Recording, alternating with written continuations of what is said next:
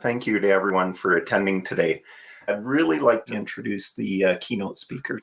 Ken Larson holds a bachelor's degree in human performance, a master's degree in performance psychology, and he's a certified executive coach and certified scaling up coach.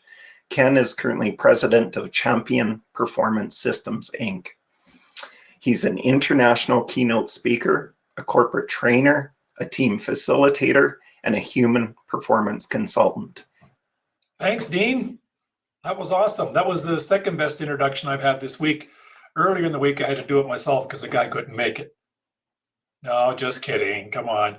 It's hard to do these when you don't have the crowd at least to laugh or chuckle or something. And I can't see you folks, but such is the world as it is today. I'm really excited to be here with you folks today. In the coaching world, over the past, a year and a half now or more, this whole COVID thing has just tossed everyone for a loop.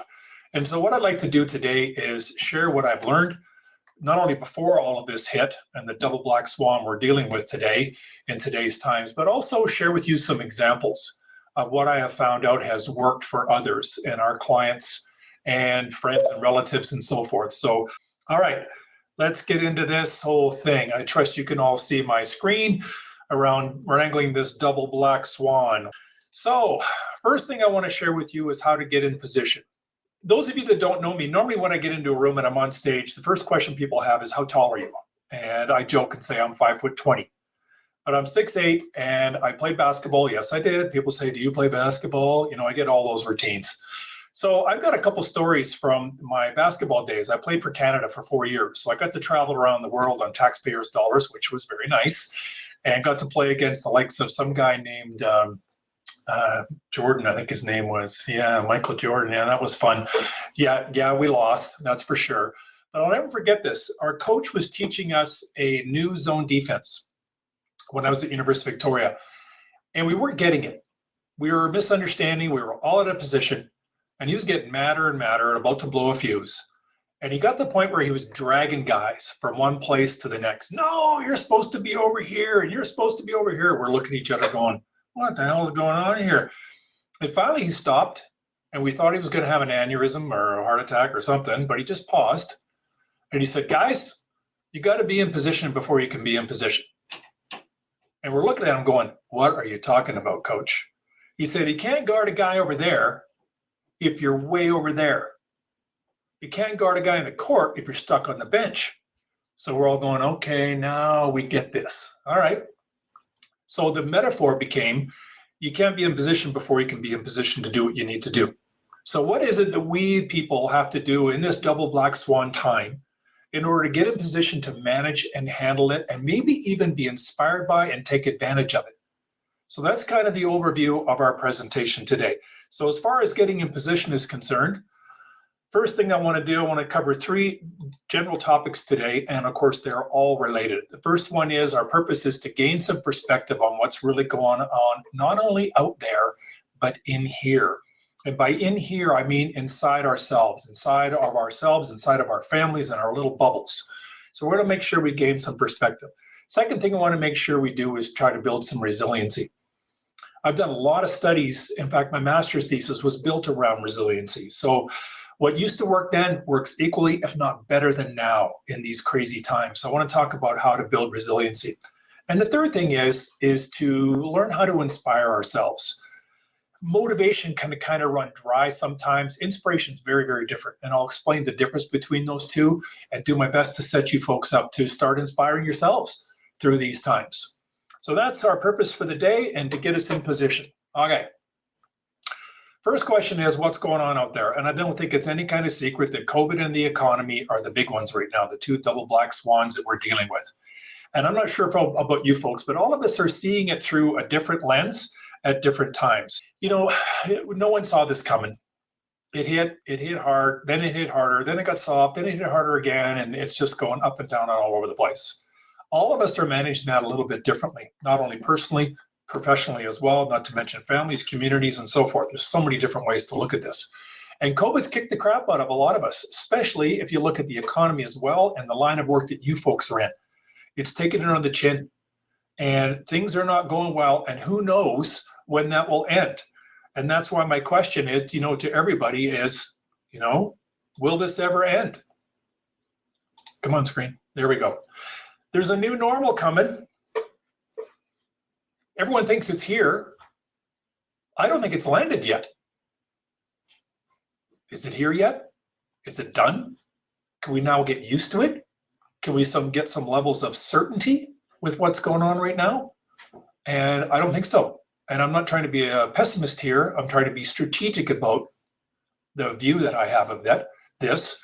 But watching all our clients, not only personal and professional individual coaching clients, but the teams and the businesses we work with, people want this new normal to settle down.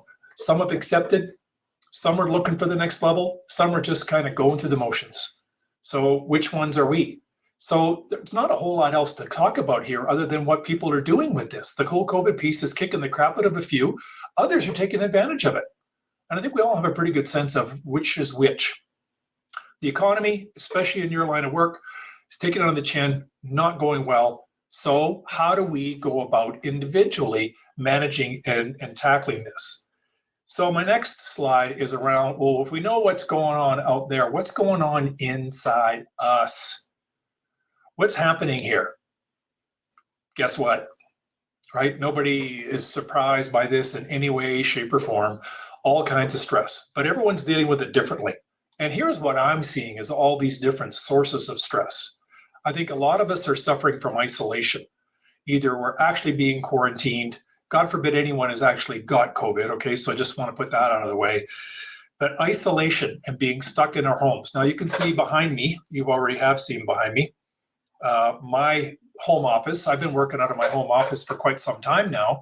The only thing I would do is travel outside, see friends, relatives, and go to businesses for my meetings. So now, yeah, isolation hurts. The uncertainty.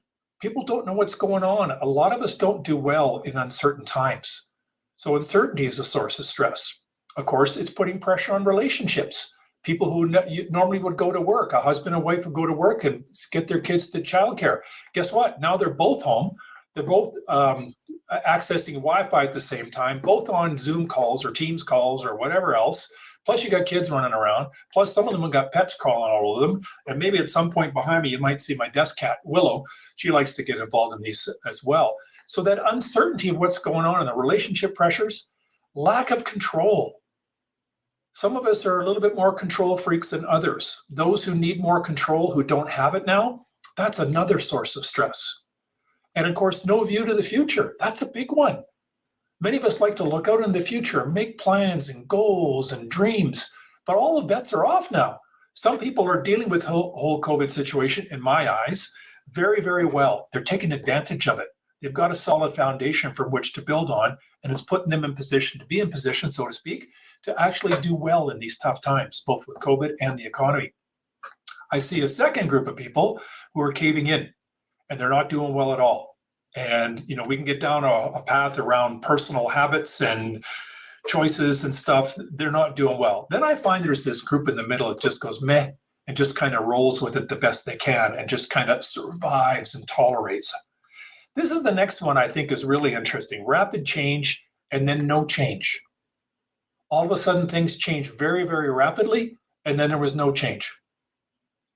We just got into a kind of a stagnant place, and then bang, rapid change again, another wave hits, and then we all kind of get into a no change place again. So it's a white noise kind of rapid change, no change kind of piece. And of course, fatigue, the coined term that everyone is saying these days is COVID-fatigue. And I think everyone responds to this a little bit differently and a little uniquely. We can go down the list of the 51 of you people in this room right now and say, how are you managing COVID-fatigue? What do the symptoms look like? What are you dealing with? What are your stresses that you're managing? What might be some sources of strength that you maybe draw upon? And the answers would probably be different for everyone, if not, well, they would be. They'd be different from everyone. What's the result of this kind of perfect storm around these double black swans? Is a state of fear. I think a lot of people are in fear of what's next, or they're in fear of taking forward with them their pasts that didn't work for them. Now they're not working for them even more. So all kinds of sources of fear that are going on right now. So if that's what's going on, here's the big question. Is there an end in sight? And some of us will say, yeah, it's going to be over. And I've got an RV company that, as you can imagine, when COVID hit last year, they sold out in a heartbeat. People decided not to travel because they couldn't, and they said, hey, let's go out into the wilderness and get in an RV. Well, they sold out in a hurry. So now they've stepped up for this summer, and they're in position to take advantage of that and do well. But people need to get out there and relieve some stress. And there's no end in sight. What are we planning to do? Those of us that need to plan can't. You could try all you want. I'll say, well, yeah, I'll put our plan in place, but when the time comes, we'll do it. That's great too. But we're all managing this so differently and so uniquely. How do we get clarity on what's really going on? I'm not sure if any of you have ever read Stephen Covey's The 7 Habits of Highly Effective People. Brilliant piece. It was the first real self-help book that I read quite some time ago, and it changed my life. In fact, I was honored enough to go out and teach the 7 Habits of Highly Effective People as an employee or a contractor with Franklin Covey for a couple of years, where I taught it, a couple hundred times, and it blew me away. And one of the concepts I want to share with you guys today out of that particular book, it's not a new one, but it makes a ton of sense for people. You know, what circle are you in from a perspective point of view? Are you in a circle of concern, or are you in a circle of influence? So the circle of concern is this big circle out there of all the things that we're concerned with in our lives. Inside that circle is a subcircle called the circle of influence. These are the things we have influence over. These things we do not. And I can't tell you how many times I get a new client on board. In fact, we had a call just recently. I don't remember the guy's name, and I would never breach confidence anyway, but he basically reached out to me for some coaching. And his challenge is he can't stop watching the news. He can't stop paying attention to the markets. He's way out here in his circle of concern, and that's where he's getting his source of stress. So if I do end up coaching this man, I'm going to try to help him find a way to get into his circle of influence. And inside that circle of influence, there's a whole lot less stress, that's for sure. We spend all of our time out here. What happens to our circle of influence?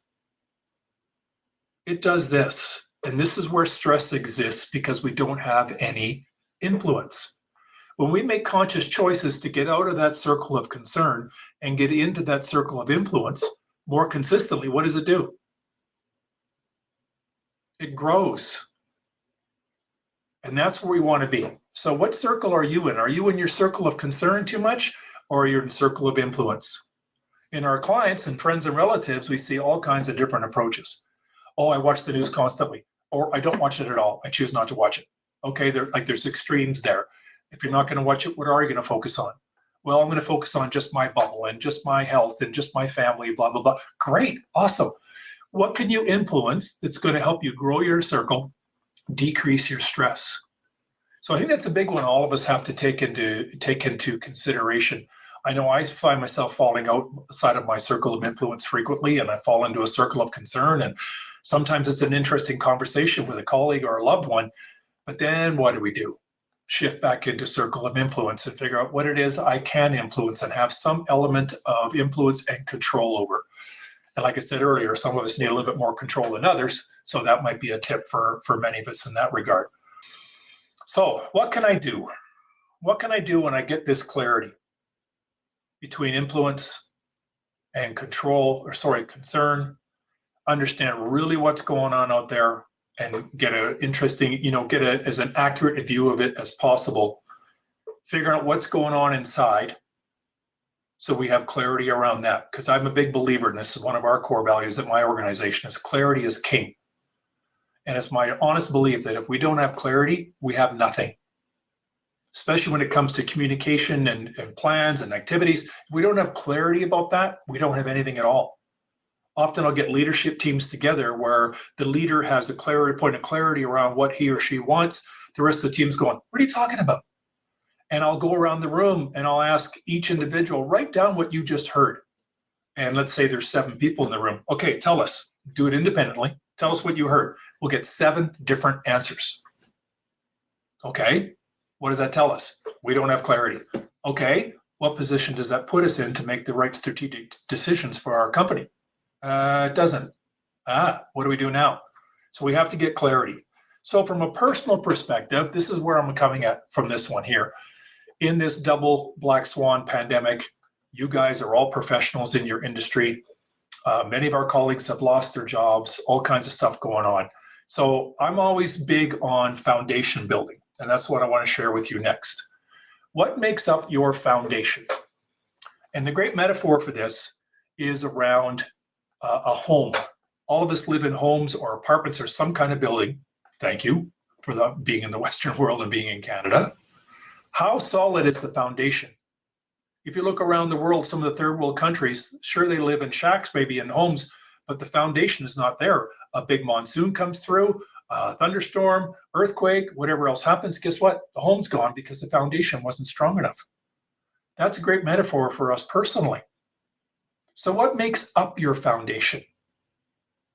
What parts can we reflect on internally to have a look at our foundation, figure out what works, what doesn't, what needs to change, and then continue to throw some gas on that fire, mixed metaphors there, in order for us to build our foundations. First question I have to you, which I ask all of our clients, and sometimes it throws people for a curve. What matters most to you? What really matters most to you? So what I'm referring to here is core values. What matters? If we distill down what matters to you, what would those things be? And when I deal with clients, it's anywhere from 5 to 7 items that, when languaged properly, that provide incredible clarity. That's where a part of our foundation comes from. So if that's the case, what might be an example of a core value? A lot of times I'll hear honesty. Okay, great. Integrity. Great. Trust. Great. Great starts. What else might there be? I'm pretty sure almost everybody would say those 3. I call it the hit. What is it that matters to you most? And how do you figure that out? I guarantee you, all of you are operating from a place of your own core values. You may not know them. How many of us operate from someone else's core values because that's the way we were brought up? How do we know if our core values are actually ours? I blew, what did I blow out? I didn't blow out my knees that time. It was something different. I was in a gym working out with a trainer some years ago, and I had played a practical joke on him, and he vowed to get me back. So I went over to the gym that day at lunchtime, and I didn't have much food in me, so I was a little on the hypoglycemic side. And Scott, my trainer, says, all right, we're going to kick your butt today. Okay, great, bring it on. I can take a challenge. And sure enough, halfway through the workout, I went to get a drink of water, and my eyes crossed. I won't do that on screen right now because it's kind of creepy. But my eyes crossed, and they wouldn't go back. So long story short, I got into the neurological unit at the University of Calgary. Up on the very top floor, 11th floor, I believe it was, I was in a corner room with a nice big window overlooking the mountains. It was magnificent. It was amazing. I was there for a week. I had every test known to mankind done to me. My eyes eventually came back to normal about the 3rd day, and they did all these tests, and they eventually said, we don't know what happened to you. I said, okay, fine. But while I was there, I laid on that bed, and a job I was in wasn't working for me. My personal habits were not working for me. My family situation was not working well. And I laid there, took the advice of one of my former coaches, and I got my journal out, and I just started to write about what matters to me most. And I had lots of language. I had verbal diarrhea all over the place. And then I would revisit it every day and cut this out and change this. And eventually I got the thesaurus and the dictionary out and started playing around with some more language.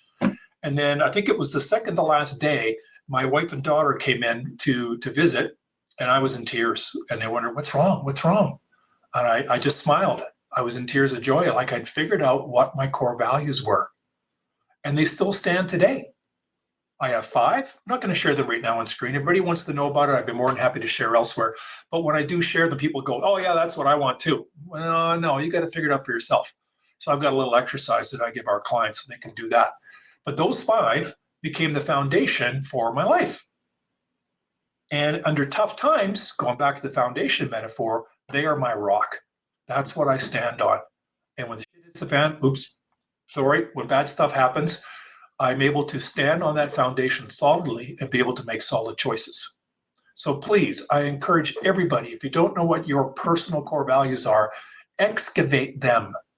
You've already got them, I guarantee. You just have to uncover them, pour some clarity on them, and then act in accordance to those. I can't tell you how many times I've gone into organizations. In fact, one good story was I went in to visit a vice president of a company here in Calgary. And I walked up to the receptionist's office and I said, "Hi, gang," or "Hi, lady. I'm Ken Larson. I'm here to speak to so-and-so." "Oh, great. I'll tell them you're here. Can I get you coffee, water, or tea?" I said, "No, I'm good. Thank you." So I went to sit down and I thought, I'm going to try something. So I went back and I said, "Excuse me, miss. I'm curious what your organization's vision, mission, and purpose is and your core values."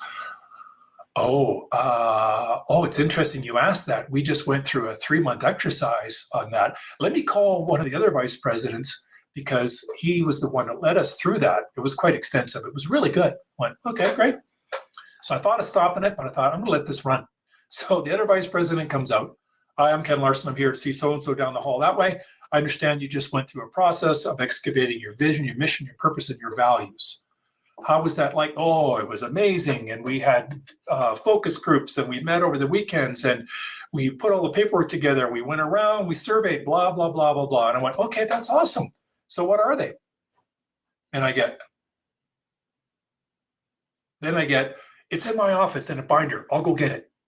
And I thought, no, it's okay. Time out. It's good. I got to go see the other guy. Okay, fine. So I'm walking down the hall with the guy I'm meeting with.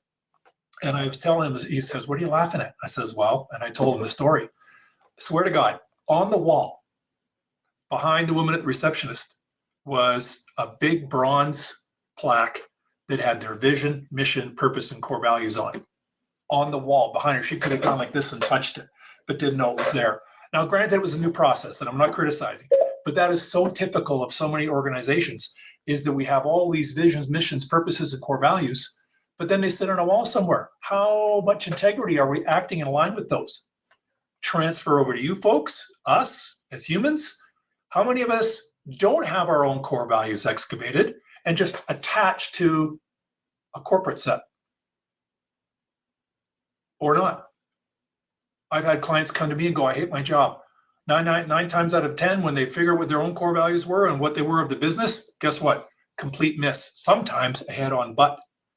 So please think about that, gang. Go through your core values excavation process. Figure out what matters most to you, and then you can roll from there to put you in position to make those good decisions. What else do we have from a what we can do perspective? Let me flash the other screen up. The next piece is around building fitness. Now, I use the metaphor for MEPS, stands for mental, emotional, physical, and spiritual. You could also insert financial in there. You could insert relational in there. You insert your areas of fitness. Now, what I mean by this is how do we go about making sure that we've got a strong enough, not only foundation of values, but also a strong foundation of relative fitness, whatever that means to you. So what do we do to go about creating mental fitness? What does that look like? Are we reading? Are we journaling? Are we meditating? Are we having conversations with those we love? What are we doing to create some mental resiliency? Now, I'll talk about this one a little bit later in the presentation, but mental fitness is important. How many of us like to multitask? Too often, especially in today's world. And by the way, from a psychological perspective, you can't multitask. It's just not possible. You can't do two things of equal intensity at the same time. You can stack task, where I can be on the phone and vacuuming my office here. This doesn't take any effort or energy, and I'm deleting what I can pay attention to because I'm doing two things, sometimes three. You can also switch tasks back and forth between task and task. And how many of us in our offices do that far too frequently, where we're breaking up our train of thought and our ability to focus? So that mental fitness comes in a lot of ways. Overthinking doesn't help. How many of it creates some peace and quiet? How many of you meditate and carve some time out in the mornings or in the evenings to meditate? We really need to seek the valleys between the peaks of mental strain throughout the course of our day and taking some time outs, quiet time, some of our clients call that. So what are you doing to make sure you're enhancing your mental fitness? The E in MEPS is emotional fitness. How do we measure that? How do we assess that? How do we make sure that we're emotionally strong? It goes to core values as well. How do we handle adversity? What gets us upset? Identify what those things are. Put clarity around them. Develop some strategies. Talking to friends and loved ones. Letting some of that out. A lot of us these days are keeping things in. Some people are letting everything out, maybe too much. Others are keeping things in, perhaps too much. And that's not healthy either. And you know where you're at. So what's our emotional level of fitness? The P is physical. That's a no-brainer. Are we getting enough sleep? Are we exercising as much as we need to? Are we eating the right stuff? That's huge these days. And again, from my perspective, I'm seeing in this whole COVID thing, some are just shutting down and falling into really bad patterns. Others are saying, you know what, I can make it through this, we can make it through this, and we're going to go forward, no problem. And there's that fairly large group in the middle that just kind of is going through the motions, just kind of hanging on for dear life. I don't know where you are at. I don't know if that makes sense. But from a physical fitness perspective, it's not just working out. It's not just losing weight. It's about the rhythms and the routines, and that's what I wanted to put on screen. Next is the whole piece around building and establishing solid routines. What do those routines look like? What time do you get up in the morning? What time do you go to bed at night? Are you monitoring your sleep? I wear a Fitbit. I love monitoring my sleep. Wake up in the morning and I kind of think about how did I sleep today and turn on my Fitbit and it tells me and it details it. It puts me in position to make some better choices. So when I go to bed and what I ingest before, what I ingest in the morning, that whole sleep piece. Now there's sleep and then there's deep sleep and there's REM sleep, rapid eye movement. We need a good, healthy mix of all of those. Some people I find are, in fact, one of my closest friends was on sleeping pills to the point of where she just didn't sleep. She may have kind of shut down a little bit at night, but she wasn't getting any value in that kind of sleep. So what kind of sleep are you getting? Exercise, talk about that physical exercise. Move. We're not moving enough. We're stuck in our homes or we're quarantined. We're not moving enough. Get out, walk. To those of you that are outside walking or riding your bike or walking your dog, tell me, there's tons of people out there now. People are starting to get it. Get outside, get some fresh air. Go online, look up earthing or grounding and getting outside and taking off your socks and shoes and connecting with the negative electrons of the earth. Oh my gosh. This is a huge trend. Go check that out online. We're doing it here now and getting outside as often as we can and just bare feet on the ground. So the physical fitness piece, lifting weights, flexibility, it doesn't have to be complicated. I'm fortunate enough I have a gym in my home. I used to belong to a gym 2 blocks from me. I'm up in Northwest Edmonton in Edgemont. And of course it's shut down, but I'm very fortunate enough I've got a gym in my home, but not everybody does. But find something to do just to get the body moving. My clients who are working from home now, I find a lot of them now are getting up earlier and getting to their computers earlier than they were before. They're staying on their computers and or at work longer than they did before. The whole commute piece to and from work, a lot of people thought that was stressful. It's missing now. So what happens? Instead of commuting to work and back, we're actually working longer. I had a team on Teams just recently, and I went around the room. There's 11 of them. So we kind of joke, we got the Brady Bunch going here, plus a few. And I said, okay, go around the room, share with us what your morning routine is. And one of the owners, there's 2 owners. One of the owners says, yeah, I get up at X, I forget what time it was. And I'm at my computer about 15 minutes later. And you can see the whole room go, oh, and I just shudder, went, oh my gosh. So we're starting earlier and ending later. That's not good for our overall physical fitness. So I could go on and on about this fitness stuff, but please find something to do and establish those solid routines. What time you go to bed? What time are you up? Get a little regimented about it if you need to. Those of us that like to fly off on the not on the handle, but just kind of go with the flow. If that works for you, great. But please look at your physical fitness and find a way to fit that into your routine. And of course, the S stands for spiritual, whatever that means for any of you. That's a personal choice and personal decision. What might you be doing around that area? I find a lot of our clients now are reconnecting with some of those sources of what they believe to be spirituality. There's, I think, a huge movement afoot around meditation and just getting some calmness, especially in the morning, even if it's for 2 minutes, and focusing on your breathing, or 5 or 10, or a lot of people are up to 30 minutes now of just sitting still. That is so powerful. Journaling is huge. I'm trying to encourage all of our clients to journal.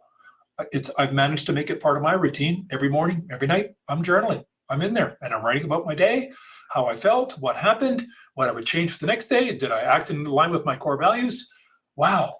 I heard one colleague of mine say quite some time ago, actually was a mentor. He said, you want to live your life twice while you're living it? Keep a journal. And that has always stuck with me. And it is so true. Just that quiet time to sit down and just write. It doesn't matter. Just write. That journaling piece can be very, very powerful as well. Pausing, taking time outs, just going, time out, world. If up this axis that you're looking at is the level of intensity in my day, and down here is my day and time, most of us do this. Get way up here and level of intensity stays. And then at the theoretical end of the day, instead of having good energy for the family, it goes. So what we need to do in this is, sure, we'll get some peaks, seek valleys. Peak, seek a valley. Peak, seek a valley. Your day tends to need to go like this. But without seeking those valleys in here, the overall average of your intensity that day will be far too high. So where can you take a time out? When I book clients for a half an hour, it's 25 minutes. If I book them for an hour, it's 55 minutes. And they know that. And they appreciate it too. Because guess what? I got to run to the men's room, grab a snack, just sit and pause for a second, and then get back into it again. That's a way to kind of seek the peaks or seek the valleys between the peaks. So those solid routines are very critical. What are your routines like? Sit back, do an assessment, write about it. Figure out what it is your routines need to look like in order to create that solid foundation. And again, the foundation metaphor is that if we are standing on solid rock, doesn't matter what kind of weather comes at us, we're going to be able to withstand that and withstand it well. So that's a big piece from there. Okay. I love this line. Most people look at me with crossed eyes and go, what are you talking about? Well, the funny story is this. Playing for Canada one summer, and our coach, Jack Donahue, who has since passed away, one of the biggest inspirations in my life, which might sound weird because I got cut for 2 Olympic teams. 2 different Olympic teams. 12 guys got to go to the Olympics. I was 13th man twice, but played on the team in between the 2. So you'd think this guy I wouldn't be a fan of him. My parents sure didn't like him, but he was one of the biggest inspirations of my life. In fact, I have a picture of him and my baby girl, Nikki, together the last time I saw Coach Donahue with my daughter. I just took a picture that sits right on my highboy as I walk out my bedroom. And I see it every morning, and it reminds me of who inspires me, which is another story we're going to get to. However, we're in a team meal with Coach Donahue, and it was a breakfast. We were in Florida training for the World Championships. We were there for 2 weeks, practicing 3 times a day, probably eating 7,000 calories a day because it was so hot. We were working out so hard. And then we had this one glorious breakfast the morning before we were to fly to South America somewhere for a tournament. And I'll never forget this. Coach would always try to teach us lessons, but he'd pick the guy furthest away and call him on it and talk to him one-to-one, but everyone else is in between, so we're all hearing the lesson. So I happened to be at the very end of the training table where Coach is way over here and I was way over here.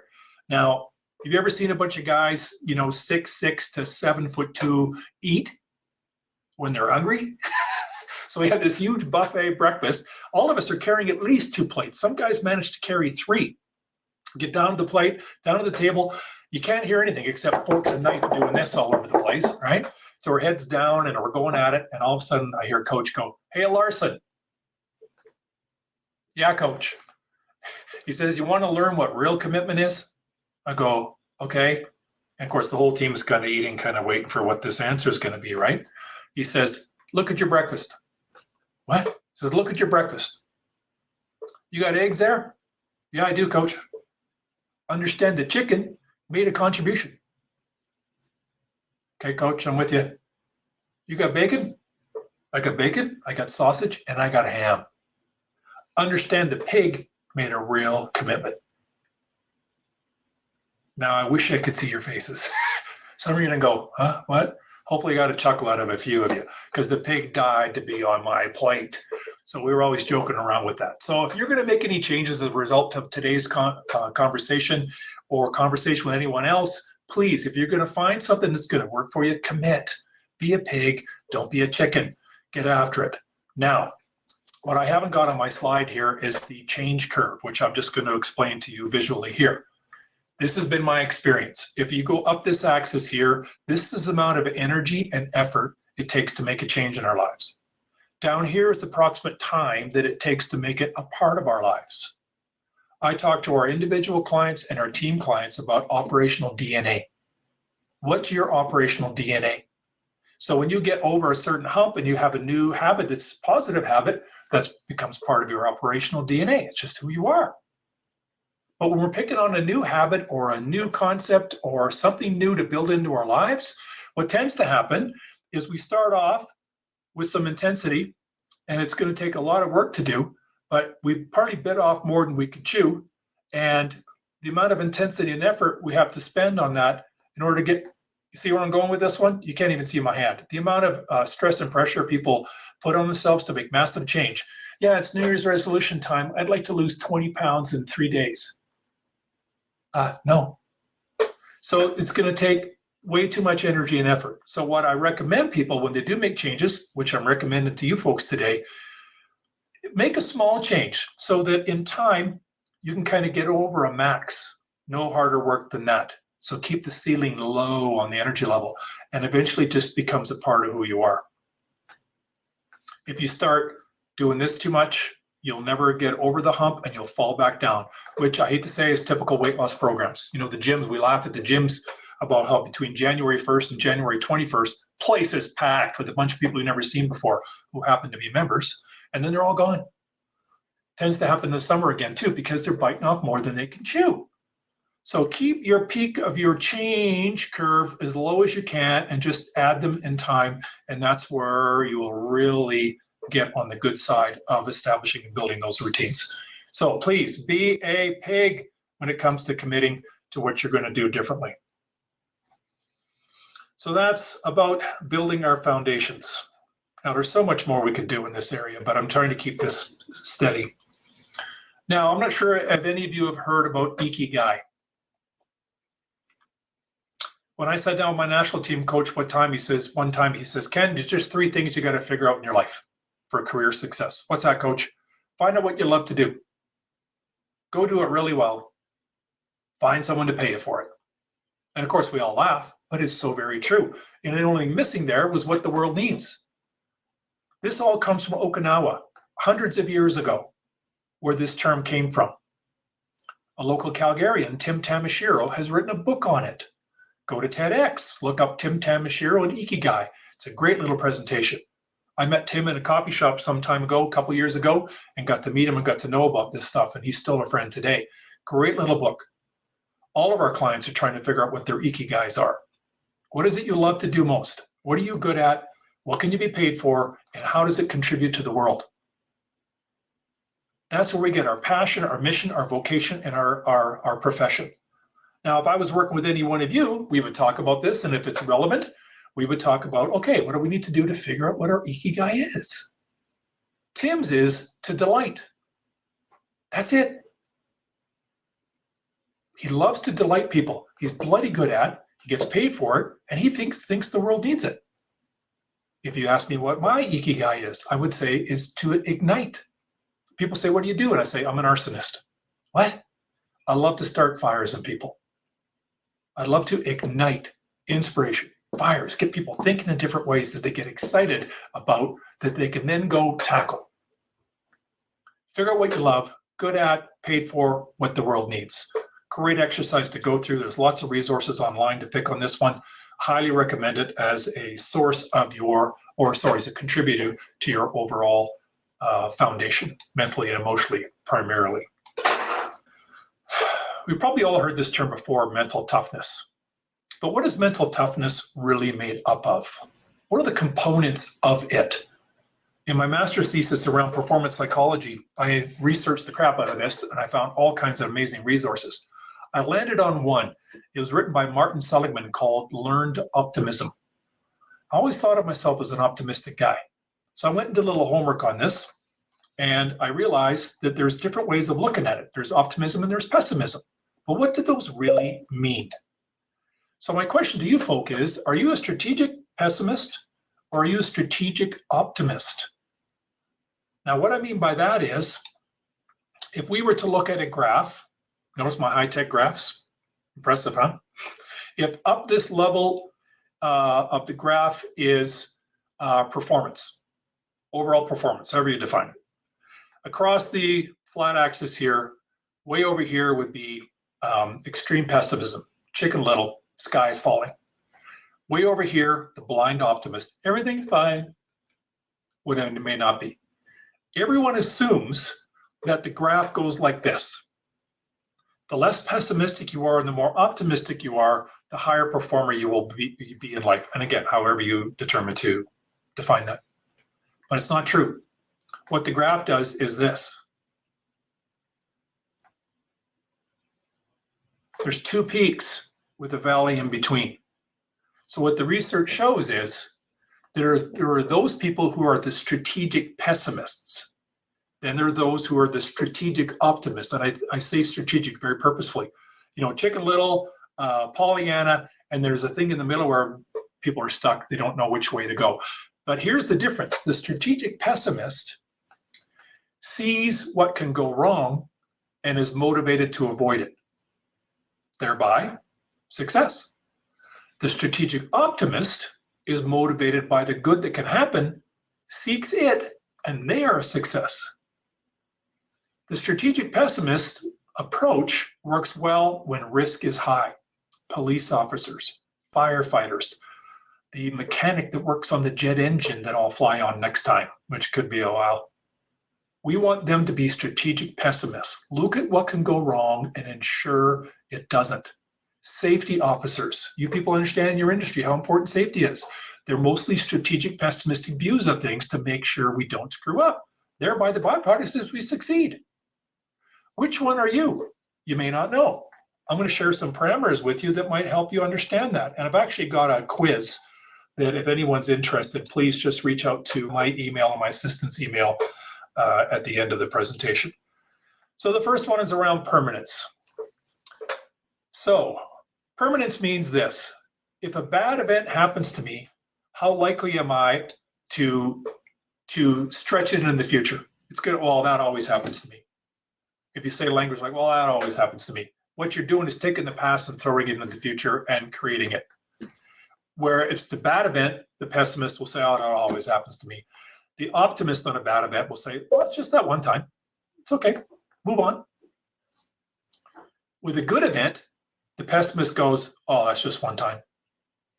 With a good event, the optimist goes, that always happens to me. So you see how there's a dichotomy there. And I'm being very simplistic and blunt about it, but that's the essence of what it is. If any of you want to figure out what your tendencies are, please reach out to us. And then other than permanence is the next point. There's 3 P's, by the way. This is pervasiveness. So what pervasiveness means is when a bad event happens to me, to what degree do I feel it's going to permeate other areas of my life? So if I have a bad drive to work, just goes to show how crappy the day is going to go and how bad my family time is going to be. So the pessimist lets the negative events pervade all different areas of life. The optimist compartmentalizes. The optimist looks at the bad event and goes, oh, it's just that one thing in that one area. Not going to affect anything. And they move on positively. And again, as you can tell what's coming here, when a good event happens, what does the pessimist say? Oh, it's just that one thing. Whereas the optimist will say, just goes to show what a great person I am and all things are going to go on well today and in the future. And again, I'm being extreme about the language, but all of us rest naturally in somewhere in those scales. Okay. The third P is personalization. So permanence, pervasiveness, and personalization. So when a bad event happens to me, to what degree do I take responsibility for it? If a bad event happens to the pessimist, they take too much responsibility for that failure or that bad event. When maybe they had nothing to do with it, absolutely nothing to do with it. Whereas the optimist sees that bad event and takes a realistic amount, I can't stress that enough, a realistic amount of responsibility for that. On a good event, the pessimist will just kind of, well, it's not, I didn't do anything. Oh, good job. Good job. Oh, yeah. Okay, fine. And I got to tell you, us Canadians are not very good at that. I've noticed that over the years. I go across the border quite a bit, and I noticed that a lot. And no offense to our American cousins or any of you that are American in the room, but our Canadians, we're not very good at going, oh, thank you. We kind of, yeah. I even had one client, after I praised her, I said, so, and you say, she goes, oh, excuse me, what did you say? Thank you. Try again. Thank you. And mean it. Take an appropriate amount of credit or responsibility for those good events, appropriate amount. Now, what I found interesting is high performers take way too much credit and of responsibility for the bad events and don't take enough for the good. So, interesting paradigm perhaps to discuss if and when the time comes with your colleagues. So those are the 3 Ps around mental toughness. And the strategic pessimist, like I said, will look at what can go wrong and be motivated to avoid it. The optimist does the opposite. Both succeed. I can't stress that enough. So be aware where your tendencies are and make a conscious choice. Okay, one of our last components today is around motivation and inspiration. I think these two concepts are incredibly different. Motive to act versus inspire, to breathe in. All of us are built in with certain levels of motivation. And I think they're fairly capped. What I'm trying to propose to people is that inspiration we can take from the outside world, breathe it in so it becomes a part of us. To me, motivation, you can have motivation to do something and then it falls down again. Then you can do it again and it falls down again. It can go up and down, up and down. Whereas inspiration is more flowing. It's breathing that in, it's taking it in and being inspired from within. I don't know about you folks, but inspiration just gets me going emotionally. Like watching inspirational movies and certain places in the movie, here, watch this, this is the best part. And someone says something to something else or does someone for something else, and I just go, oh, wow. But that's me. I love to breathe that stuff in and then help it inspire me. I just mentioned my coach, Jack Donahue, with my daughter, Nicole. That picture is right in front of the door that I leave in the bedroom every morning, and I look at it, and it inspires me. Those people inspire me. So there's a big difference between motivation and inspiration, and hopefully that's landing on you folks a little bit. So how can we inspire ourselves? I see a lot of motivational speakers out there, and I'm not dissing them. There's a need for them. And I remember going to a few and then going out to the parking lot, and everyone's all pumped up and excited. And I go, and well, what did they say? And they don't really know. To me, motivation is temporary. It will get us jacked for a couple minutes or for a small period of time, and then it wanes. Inspiration can be more long-term. So how do we go about doing that? And here's one of my questions I have for you folks. Who inspires you? One of my signature questions, which you're about to get a few more on. Who in your life has done something either for you or for others that's inspired you to be who you are? It's a big question. And I love it when clients dive into this stuff and start excavating who it is that inspires them. I started a list. I think I'm a little over 20 now of people that I tap into from an inspiration point of view. A lot of them are deceased. Some are not. Some are still around. My baby girl, Nikki, went through some really, really tough times. She's a huge inspiration to me. My coach, Donahue, who cut me for 2 Olympics, he's probably number 1. Our next door neighbor, when I grew up, his name was Ted. He was kind of like a big brother to me. He's a big one up there. My cousin, I could go down the list. There's also a guy on my list that I think you all know. When I went to Simon Fraser University, my first couple years out of high school, my first year out of high school, I tried out for the varsity team at SFU in Burnaby, and I got cut.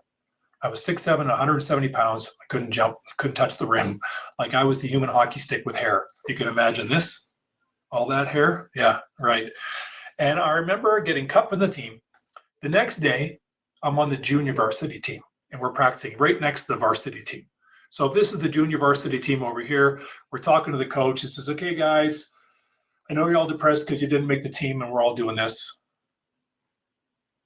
Not really paying attention. And coach says to us, I know you're all depressed. You didn't make the team, but we're going to work you hard this year. And our goal is to get you on that team next year. Okay, coach, fine. Here's our assistant coach. Hi, how you doing? Nice to meet you. Here's our athletic therapist. Hey, how you doing? Nice to meet you. And here's our team manager. Turn and look. Here's a guy in a wheelchair. Lost his leg due to cancer the year before. Back in school again. Has to take all his courses over again. And he had this ugly, matted down wig on that was, before bald was cool. You know what I'm saying? How you doing? Nice to meet you. Whatever. We practice. I go to class the next day. In he rolls in his wheelchair. And I said, hey, man, are you in this class? Yeah, I got to take this class again because last year I had to bomb out because of my leg. Okay, great. Let's sit together. So we sat together through math, I think it was. Okay, man, see you later. I'll see you at practice. Okay. I go to chemistry. In he rolls. Are you going to follow me to biology? Yep. You going to follow me to physics? Yep. I guess we're classmates. So in my 1962 Ford Galaxy 500, I'd swing by his house in Coquitlam. We'd drive up to SFU, and we'd spend all day in courses in the morning, and then we'd go to the gym in the afternoon and work out.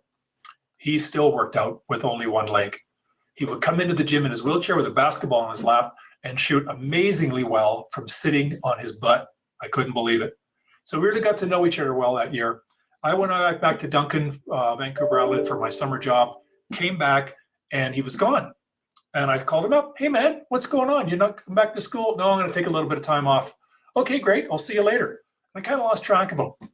Then one day, riding my motorcycle down into Coquitlam on the side of the road, there he was. Prosthetic leg, curly hair. I know some of you are already figuring this stuff out. And he was doing this half walk, half run on the sidewalk. I pulled my motorcycle up on the sidewalk right behind him, honked the horn, scared the bejesus out of him. He didn't fall over, thankfully. And he turns to me and goes, oh, hey, man, how you doing? Good, how you doing? Little small talk back and forth. I'm on the sidewalk with my motorcycle, trying not to get a ticket and trying not to knock him over. And I finally said, what are you doing, man? He goes, I'm training. Didn't miss a step. I go, what are you training for? He goes, I'm going to run across Canada for cancer research.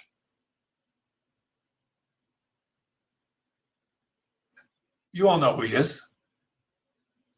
I've got a picture in my living room you can't see from here because I'm in my office of him, and I think of that all the time. I've blown my knees 11 times. 11 times. And every time I do, guess what? I think of him. This ain't so bad. I can get through this. So that man, Terry Fox, is a huge inspiration for me. And when the chips are down, he's one of the people I go to as that source of inspiration. All of you have people who inspire you to be who you are and to inspire you to be a better person. Figure out who those people are, and write about them in your journal. I had one client actually met with each of them and said, I want to meet with so-and-so and tell that person how much they inspire me and how. Wow, that's brilliant. What else can inspire us? Music, travel, the arts. I'm a member here at Alberta Theatre Projects. Love going and seeing some of those plays. Highly inspiring. Reading, activities. What are all the things that inspire us from a what perspective? Activity perspective that we can go and do that we can ingest. I mentioned my motorcycle. I love getting down to the end of the road at a T and going left or right, which way I'm going to go. Just pick one, doesn't matter. Just ride. Get out to the mountains, pull over, stare at the mountaintops. Wow, to me, that's inspirational. So what is it that inspires you? So that's a longer question and a longer conversation that hopefully you'll engage in with the folks that you love. How does it inspire you? In what way? How does that apply? Does it help you get more fit? Does it help you reach out to more people that you enjoy? Does it change how you view your job and what you do as a professional? All kinds of questions to answer in here and to ask. And what are you going to do something about it? So really the motivation and inspiration piece is a big one. A lot of people don't understand it, but when you do and get it, figure out who inspires you, what inspires you, how it inspires you, and how you go about and when you're going to use that in a timely fashion. And I've given you a couple of examples that I have, and I got clients all over the place that are doing similar things. It makes a big difference to help us get through these crazy tough times. So my question at the end of all of these sessions is, from so what to now what? If some of you are listening to this presentation, go, oh yeah, that's nice. That's nice. Others might be inspired to go do something about it. And remember, do something small and easy. And that goes to my signature question. You guys remember this guy. What's the one thing? That's one of my signature questions as well. I ask my clients at the end of every one of our meetings, Okay, what did we talk about? We talked about this, this, and this. Do we have clarity? Yes, we do. Okay, great. What's the one thing? Not 2, 3, or 4. What's the one thing that's going to bring you the most amount of value into your life over the short period of time and perhaps long period of time? So if any of you would like this, I love this question. What's your one small big thing? Small in intensity and in time, effort, maybe even money, that when you do consistently over time, make a part of your operational DNA, will give you the most amount of value on that short term and long term. What's your one small big thing? I can't tell you how often, gang, where we'll get into a coaching environment or even conversation with a friend and all these huge elaborate plans get made. Great, write that stuff down. But what can you do now? So when we ask a client, what's the one thing you could be doing now in our next meeting? It might be 2 weeks, might be a month, depends on the client and the structure of the coaching program. What's one thing that you can do between now and our next meeting that will give you the most amount of value for your time and your effort or so forth, that's not too hard? It's going to keep the change curve. Remember the change curve? It's going to keep it nice and low. Give yourself a realistic chance. Might be a task. Who knows what it is? That when you do consistently over time is going to yield you the most amount of value on your time and your effort. Well, I got 5 things. No, 1. We'll put those in the back burner. We'll come to those when we need them. So please think about that. What's the one thing you heard in today's presentation? Or it's the one thing that popped up in your mind that you hadn't thought of for a while that was already there? What's one thing that you're already doing that you don't have to change a whole lot, but boy, if you did a little bit more consistently, would really yield you the most amount of effort for that? What's one thing someone else is doing? Who's in your world, in your bubble that you admire, respect, who perhaps inspires you? Have a conversation, even if it's over this way, which it pretty much has to be these days. But I hope you understand that core question. It's really important. If you can get that one thing going, then another, then another, then another, you know where I'm going with that. Good things happen as a result of that.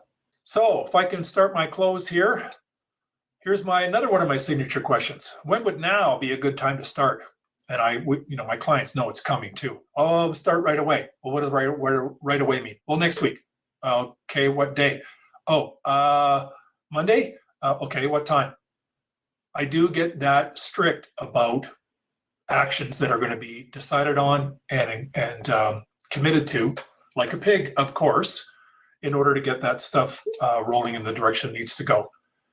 So it's been a pleasure being here. I wish I could see you in the crowd, but that's just not the way it is. And I hope you've got some value out of this presentation. So please take something from this and work on it in a way that's going to work for you. Thank you so much. Ken, that was wonderful. Thank you. So the one question, Ken, was what your thoughts are on defining the association as helping one another in these times of adapting to the new normal, whether that needs more emphasis or being more directive. Yeah, that's a really good question. And my answer to that one is, in the presentation, we've talked about all the stuff that's going on out there and then getting it down to the personal level. But what we didn't touch on is the team level in the middle, which is either my work team, my family team, my friend team, or my association team, in your case with Capel. What do we do as an organization to become a source of inspiration or a source of support for the team kind of piece? The word common community, common unity. How do we, I'm thinking at Capel right now, how do we make that more of a priority? Do we need to go into it and analyze a little bit more because of what's going on? And let's face it, the new normal is not done yet. It's going to take a while. I'm strategically pessimistic about that. So what do we do as an association to make sure that our members understand that we're not just there like we were before, here's how we are now. So I hope that answers the question, but I think if we can really pull our association together in a way that puts us in position to be in position to help our members even more than ever before by pulling the common unity together, I think that's brilliant. In our organizational work that we do as a consultant, we're always trying to make sub-teams. And sub-teams here and there and triads where people get together in a triad and work together. And it's that common unity, that asynchronous work that organizations are doing now that I think we could take advantage of and language at Capel in such a way that we're elevating that. I think that is a source of inspiration and strength that a lot of organizations are not doing. So if you're going to tackle it, I would say from my perspective, double thumbs up. Awesome. Thanks, Ken. Not only did I thoroughly enjoy it, but I know the audience did too. The chat's been lighting up with all sorts of positivity. So thank you, Ken, for that. Okay, everyone, thanks again for joining us today. Have a wonderful afternoon, and we'll hope to see you next time.